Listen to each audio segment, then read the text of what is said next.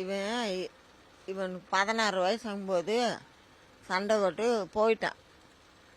சரி போயிட்டு வந்துடுவான் அப்படின்னு நான் நினச்சேன். ஆனால் 10 நாளாட்ட காணோம். எங்கே போனானோ ஏது போனானோ என் நிம்மதியில் எந்த கோயம்புத்தூரில் எந்த கடவுள் போய் தொலைவுறது அப்படின்ட்டு காலையே யோசனைன்னுட்டே படுத்திருந்தேன். போய் 2 மாதம் கழிச்சு அந்த பக்கத்தில் அண்ணாது கடை அதுக்கு 1 ரூபா கான்ஸ் அப்போ போகணும். 1 ரூபா போட்டால் தான் எடுக்கு. அப்போ போட்டு அக்கா நான் மெட்ராஸில் இருக்கேன் அம்மாட்ட சொல்லிடுங்கன்ட்டு சொன்னேன். நான் அவங்க கூப்பிட்டு என்னை சொன்னாங்க. சரி நம்ம பிள்ளை மெட்ராஸில் போய் இருக்கானே நான் போய் கூட்டிகிட்டு வந்துடலான்ட்டு ஓடுனேன். போகும்போது அந்த அக்கா சொல்லிச்சு, அக்கா அட்ரஸ் ஏதாவது சொன்னானான்னு கேட்டேன். அட்ரஸ் எல்லாம் சொல்லலை, நான் மெட்ராஸில் இருக்கேன்ட்டு ஃபோன் மட்டும் தான் போட்டான்டா. அங்கே அட்ரஸ் இல்லை மெட்ராஸில் நான் எந்த இடத்துல போய் தொலைவுறது இவனு அப்படின்ட்டு யோசனை வந்துட்டு, ஏக்கா எங்கே போய்க்கா தேடுறது அட்ரஸ் இல்லாமண்டா, நீ மெட்ராஸ் பெரிய ஊர், நீ எங்கேயும் போய் தேட முடியாது, ஃபோனெல்லாம் போட்டால அவனே வந்துடட்டு அப்படின்ட்டு எங்கேயோ ஹோட்டலில் வேலை செஞ்சுட்டு வரட்டு அப்படின்ட்டு அந்த அக்கா சொல்லிச்சு. சரி நான் வந்துடுவான்ட்டு அசால்ட்டாக விட்டுட்டேன், வந்துடுவான் அப்படின்ட்டு. அதுக்கப்புறம் ஃபோனும் இல்லை ஒன்றும் இல்லை, ஆளையும் காணும். எத்தனை 23 வருஷம் ஆச்சு. அப்புறம் ஒருத்தன் சொன்னான், இந்த கரும்பத்தம்பட்டியில் ஹோட்டல் கடையில் நான் பார்த்தேன் பிரகாஷ அப்படின்னு சொன்னேன். நான் என்ன பண்ணேன், நேரத்திலே பஸ் ஏறி அந்த கரும்பத்தம்பட்டி இந்த கூரையாக ஹோட்டல் போட்டிருக்காங்க அதில் போய் நம்ம கேட்டால் கூட வேலைக்கு வேண்டி இவங்க சொல்ல மாட்டாங்க, தெரியாமல் போய் அப்படியே பார்ப்போம் நைஸாக அப்படின்ட்டு சுற்றி எல்லா ஹோட்டலையும் பார்த்தேன். அப்புறம் ஒரு ஹோட்டலில் மட்டும் கேட்டேன், ஏப்பா பிரகாஷ்ன்ட்டு ஒரு பையன் இங்கேன்னு வந்தானா அப்படின்னு கேட்டேன். இல்லைக்கா அப்படி யாருமே இல்லைக்கான்ட்டான். சரின்னு மனசு சங்கடமாகி ஒரு பக்கத்தில் உட்காந்து வெளியே விடுவாங்களா விட மாட்டாங்களான்ட்டு உட்காந்து பாலா பண்ணேன். ஆனால் தெரியல, மணி 6 ஆகி போச்சு. இன்னும் நம்ம இங்கே இருக்க வேணாம் போயிடலான்ட்டு பஸ் ஏறி வந்துட்டேன். வந்ததுக்கப்புறம் யாராச்சும் இந்த ரோட்டில் இந்த மாதிரி அனாதி பிச்சைக்காரங்க படுத்துருக்காங்களே அந்த மாதிரி படுத்துருக்கும்போது நம்ம வயலாக இருந்தாலும் இருக்கலாம் போய் பார்ப்போம் அப்படின்ட்டு யார் எந்த கண்ணுக்கு சிக்கிற இடமெல்லாம் போய் பார்ப்பேன். மூஞ்ச பார்த்தோன்னா இவன் இல்லைங்க வந்துடுவேன். அவர் சரி அவன் இல்லை அப்படின்ட்டு வந்துடுவேன். அதுக்கப்புறம் என்ன ஒன்று கொஞ்ச நாள் அப்படியே நினச்சிட்டேன், அழுதுகிட்டே இருந்தேன். இருக்க அப்படியே கொரோனா வந்துருச்சு. கொரோனா வரவும் சரி இத்தனை பேர் செத்து போயிட்டாங்க கொரோனாவில், இன்னும் நம்ம பிள்ளை இந்த கொரோனாவில் சோறு இல்லாமல் தண்ணி இல்லாமல் இருப்பானா அப்படின்னு யோசனை பண்ணேன். அதுக்கப்புறம் இந்த கொரோனா வந்த பிறகு கொஞ்சம் மறந்துட்டேன், இருக்க மாட்டான்னு நம்பிக்கை ஆயிடுச்சு. அப்புறம் அவங்க அப்பா சொல்லுவார், முன்னே சாகாதுக்கு முன்னே பிரகாசன்னு பேர் வச்சுருக்கோம், அது என்னைக்கு இருந்தாலும் அவ்வளோ சீக்கிரம் அழிய மாட்டான், அது சூரியனோட பேர் அப்படின்ட்டே சொல்லுவார். சரி பார்க்கலாம் பார்ப்போன்ட்டு நான் இருந்தேன். அப்புறம் கடைசியில் என்னாச்சு, இப்போக்கி நான் சாமி நல்லா கும்பிடுவேன்.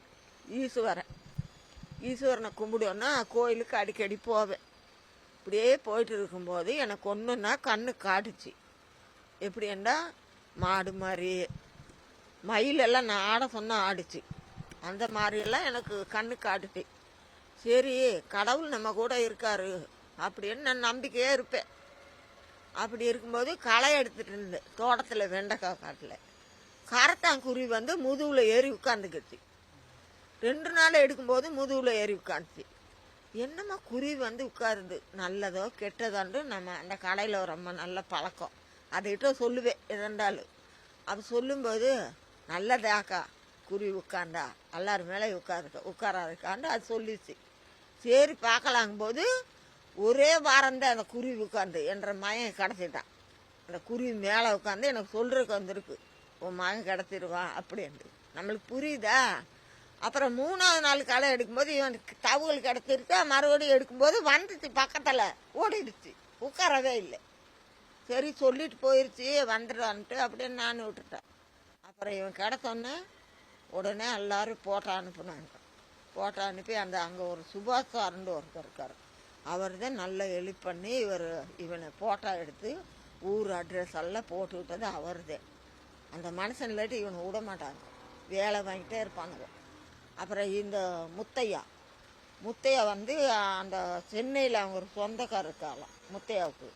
அந்த சுபாஷினி சார் வந்து அந்த சென்னைக்காருக்கு பழக்கமா அவர்கிட்ட சொல்லியிருக்காரு. அவர் வந்து முத்தையாவுக்கு சொல்லியிருக்கா. அப்படியே அவர் தேடி இருக்காங்க 2-3 வருஷமா. எங்களை காண திக்கலை. அட்ரஸ் வேற கொடுத்துட்டான். சரி காணாண்டு அவரு 2-3 வருஷமா விட்டுட்டோம். 3 வருஷம் ஆச்சாமா ஃபோன் நம்பருக்கு கொடுத்து. சரி விட்டுட்டாங்களா. மறுபடி இவன் வந்து பூமாலாவட்டி அட்ரஸ் கொடுத்துருக்கான். சொந்த ஊர் அது. இது கோயம்புத்தூர் நம்ம வந்த ஊர். அந்த அட்ரஸ் தான் எங்கள் ரேஷன் கார்டு எல்லாமே இருக்குது. நான் மாற்றலை. இங்கே நாங்கள் இப்போ மாற்றி கொஞ்ச நாள் போய் வீடெல்லாம் கட்டணும். கட்டிட்டு அங்கே இருக்கட்டும், நம்ம திடீர்னு போனாலும் போய் அங்கே இருந்துக்கலாம் ஏதோனுக்கு. அப்புறம் மறுபடியும் மாற்றணுன்னு விட்டுட்டேன். அப்புறம் எங்கள் சின்னம்மா ஒன்று தான் அதுதான் வாங்கிட்டு எல்லாம் பார்த்துட்டு இருந்துச்சு. அப்போ இப்போ ரேகையெல்லாம் வச்சோம்ல, அப்போ போட மாட்டேன்றாங்க அரசியல்லாம். அவங்க தான் ரேகை வச்சுப்பாங்களோ. நான் ஊருக்கு போயிருந்தேன். இந்த காரடை நீ அங்கேயே கோயம்புத்தூர்லேயே வாங்கிக்கொண்டு கொடுத்துட்டு இருந்துச்சு. சரின்னு வாங்கிட்டு வந்து இங்கே தான் அரசு வாங்கிட்டு இருக்கேன். அப்படி வரும்போது என்ன பண்ணுறது, இங்கே வாங்கிட்டு இவன் அட்ரஸ் கொடுத்துட்டான்னா. நாங்கள் முதல்ல அவனை போய் பார்க்க போகும்போது 3 பேரை அனுப்புனேன். ஏன்னா எனக்கு மாடு 4 இருந்துச்சு. 4 மாடு இருந்துச்சா. இவனால் பார்க்க முடியாது அப்படின்ட்டு ஒரு பையனை அவனுக்கு சம்பளம் கொடுத்துட்டேன். சும்மா கிடையாது, 15,000 போயிட்டு வந்தான். நம்மளுக்கு ஆள் வேணுமில்லன்ட்டு அவன் ஹிந்தி நல்லா பேசுவான். அவனுக்கு சம்பளம் கொடுத்து அவன் பிரபு அந்த முத்தையா 3 பேர் போனாங்க. போனதுக்கு காட்டவே இல்லையா. அவன் ரூம்ல இவங்களை வச்சுட்டாங்க. அப்புறம் முத்தையா சண்டை ஓட்டிருக்காரு. சண்டை ஓட்டின பிறகு காட்டியிருக்காங்க. காட்டினோன்னே கூட்டிகிட்டு போயிட்டாங்க. இவனை அனுப்பிவிடுங்க, நாங்கள் கூட்டிகிட்டு போகிறோன்னு கேட்டிருக்காங்க. அதை எப்படி நீங்கள் வந்தோடனே அனுப்ப முடியும்? அவங்க அம்மா வரட்டும், அவங்க அம்மா வந்து கையெழுத்து போடணும், அப்போ தான் நாங்கள் அனுப்புவோம் அப்படின்னு சொல்லிட்டாங்க. அப்போ இவங்க போயிட்டு 8 நாள் கழித்து வந்துட்டாங்க சும்மா. அப்புறம் நம்ம திடீர்னு போக முடியாதுன்னு முத்தையனை அனுப்பிச்சு இவனை இந்த கட்டி போட்டிருந்தாங்களா அதெல்லாம் செல்லில் போட்டோ பிடிச்சிட்டு வந்துருந்தார். அதெல்லாம் போட்டோ பிடிச்சி ஒரு பேப்பர் எல்லாம் அடித்து வாமா நீ கலெக்டர்கிட்ட போய் மனு கொடுப்போம் அப்படின்னு சொல்லி கலெக்டர்கிட்ட நான் அவர் அந்த கடைக்காரப்பில் ஏன்டா எனக்கு கொஞ்சம் அவங்க மாதிரி பேச தெரியாது. அதனால் 3 பேர் போய் கலெக்டர்கிட்ட பெட்டிஷன் கொடுத்தோம். அவர் உடனே அந்த பார்த்தோன்னே உடனே ஃபோன் நம்பர் எல்லாம் கொடுத்துருந்தோம். ஃபோன் போட்டு அங்கே கேட்டார். கேட்டு எல்லாம் விசாரித்து இந்த மாதிரி வச்சுட்ருக்கீங்களா அனுப்பி விட்ருங்கன்னு சொல்லவும் அவங்க அம்மா வரணும், ஆதாரம் வேணும் என்ற பையன் தேண்டு என்ன ஆதாரம் இருக்குது அப்படின்னு சொல்லி கேட்டிருக்காங்க. அதுக்கப்புறம் இந்த பழைய ரேஷன் கார்டில் இவன் பேரெல்லாம் இருந்துச்சு. புதுசில் தான் மாற்றிட்டாங்களே. பழைய ரேஷன் கார்டு ஜெராக்ஸ் இங்கே போட்டிருந்தோம். அது ஞாபகம் இல்லை எனக்கு முன்னே.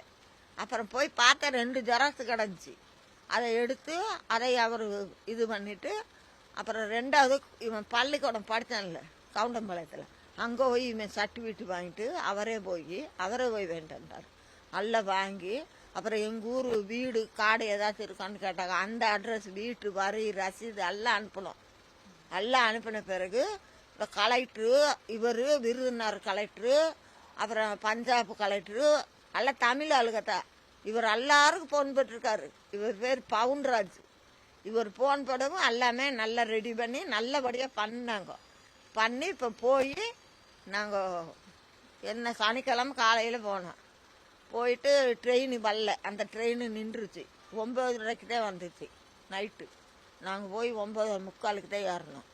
ஏறி 3 நாள் சனி நைட்டு போனோமா, திங்கள் செவ்வாய்க்கிழமை போயிட்டோங்க. போனோடனே கார் ரெடி நின்றுச்சு. எங்களை பக்கத்துல ஊர் அது 4 கிலோ 5 மணி நேரம் போகுது காரு. பஞ்சாப் இந்த என்ன ஊர் இது சண்டிக்காரு நின்றுக்குது ட்ரெயின்.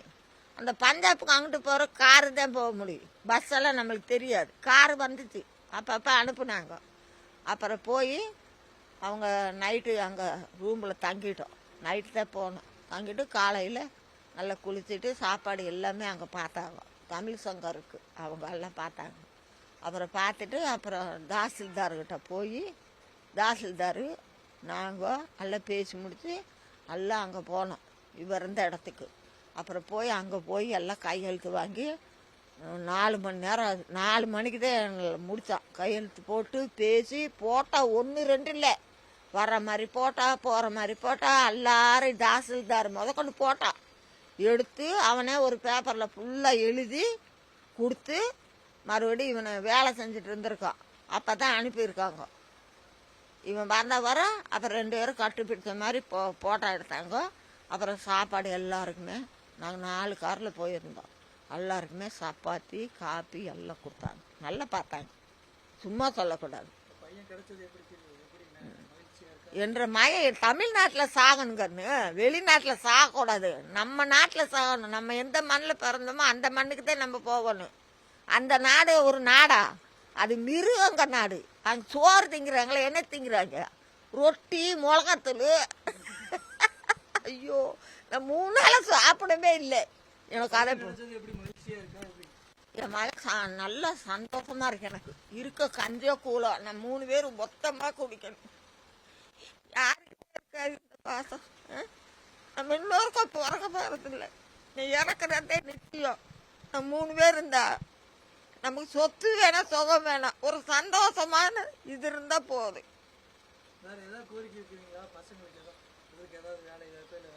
வேலை என்ன ஒரு மாசம் போட்டு பார்க்கலாம். சரியா? நான் அரசுகிட்ட நான் ஒன்றும் கேட்கல. அவங்க பார்த்து கொடுத்தா எது கொடுத்தாலும் நான் வாங்கிக்கிறேன். நம்மளுக்கு கைகள் நல்லா இருக்கு, பாடுபட்டு சாப்பிடுவோம். போதுமா? நான் பணம் காசுக்கெல்லாம் நான் ஆசையாக படலை. நம்ம நிம்மதியாக பாடுபட்டு 1/2 பேர் கொடுத்தாலும் போதும். நம்ம தாயோட பிள்ளையா இருக்கணும், அதுதான் எனக்கு முக்கியம். சரியா? தவிர்க்க முடியாத தம்ப்நெயில்ஸ், கலக்கலான கண்டென்ட்ஸ், சினிமாவும் சீரியஸ் பிரச்சனைகளும், பல வருடங்கள் இடைவெளிக்கு பிறகு இந்த படத்துல ஒரு கலகலப்பும் கைகலப்பும். போயிட்டே தான் இருக்காரே தவிர பிரேக்கே இல்லாமல் பிரேக்கிங் நியூஸ் சொல்லும் தந்தி டிவி ஆப். இன்ஸ்டா தலைமுறை வரை இறங்கி அடிக்கும் தந்தி டிவியின் டிஜிட்டல் எக்ஸ்க்ளூசிவ். அது தண்ணிக்குள்ள போகும்போது ஹேங் ஆயிடுச்சு. உங்களுக்கு விஜய் சார் எந்த அளவுக்கு ரொம்ப பிடிக்கும்? Of course, Malayalis are huge Vijay sir fans. 2 பேருமே ரொம்ப பிடிக்கும் எனக்கு. தந்தி டிவி ஆப்பை இலவசமா டவுன்லோட் செய்யுங்க. ஃபாலோ பண்ணுங்க, சப்ஸ்கிரைப் பண்ணுங்க, என்ஜாய் பண்ணுங்க.